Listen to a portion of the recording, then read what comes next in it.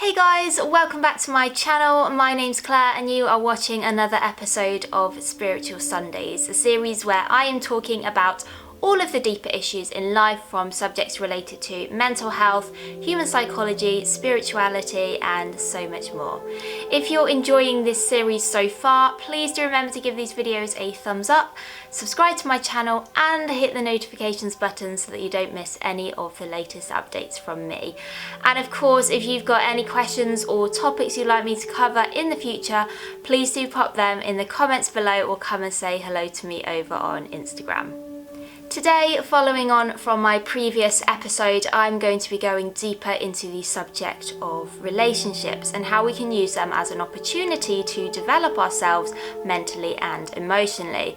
I've been doing a lot more reading and note-taking from Eckhart Tolle's The Power of Now. I've mentioned this book many times in the past, and I've been particularly looking at chapter 8 on enlightened relationships, which has really helped me gain a deeper understanding about how they work. On a very deep level, other people in our world act as mirrors. That is, they reflect back to us thoughts, feelings and emotional states that are already within us. This at first can be an extremely difficult concept to grasp, particularly when we are faced with people we dislike.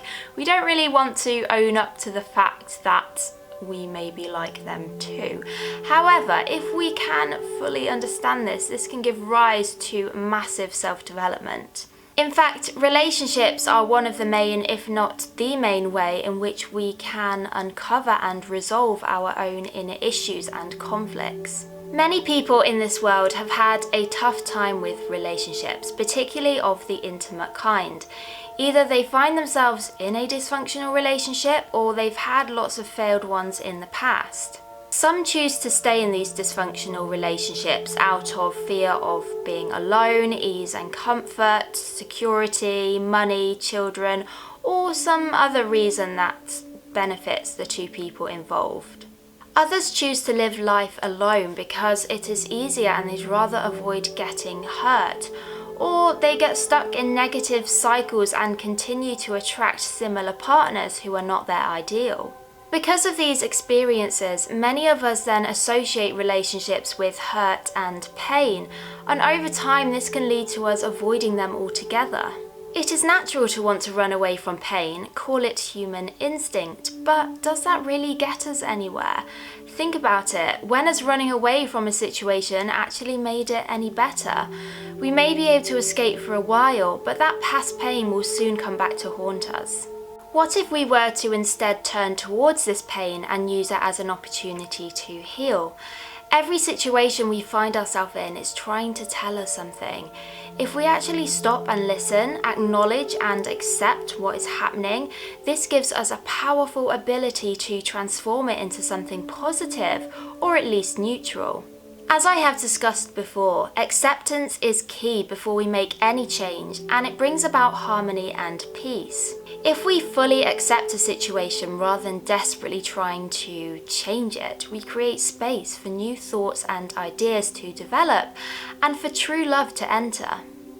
If we do indeed find ourselves in a relationship that is bringing up a lot of pain and discomfort, we can, as difficult as it might be, feel gratitude towards the situation.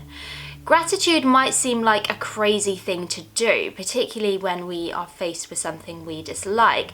However, I have been practicing this for years, and it can completely transform our outlook on life and turn a negative into a positive. Instead of immediately pointing the finger at our partner, we can switch things around and take a deeper look at ourselves, notice any feelings and emotions that are within us. Instead of immediately reacting, we can stop and listen to what the other person involved has to say.